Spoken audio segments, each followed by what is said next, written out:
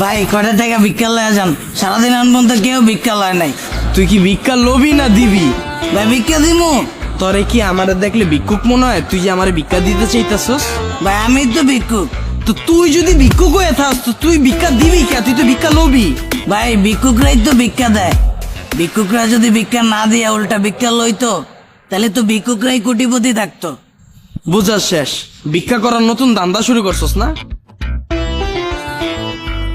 ধর বাবা এটা রাখ, রুটি কলা খাইস, জ্বালাইস না, যা। ভাই ভাই এটা কি দিলেন? এই যে তোর আসল রূপ বাইরে হয়েছে। কয়দিন পর তোর 1000 টাকার নোট ছাড়া ভিক্ষাই লবি না। বাবা এটা রাখ, রুটি কলা খাইস, আর নাই। এই ভাই খারাপ, আপনারা এতক্ষণ ধরে কি বুঝাইতেছি, এটা লন। আর এটা ভাই ভিক্ষা রাখেন। তুই কি আসলে ভিক্ষুক হয়ে ভিক্ষা দিতেছস? হ ভাই আমি ভিক্ষুক হয়ে ভিক্ষা দিতাছি।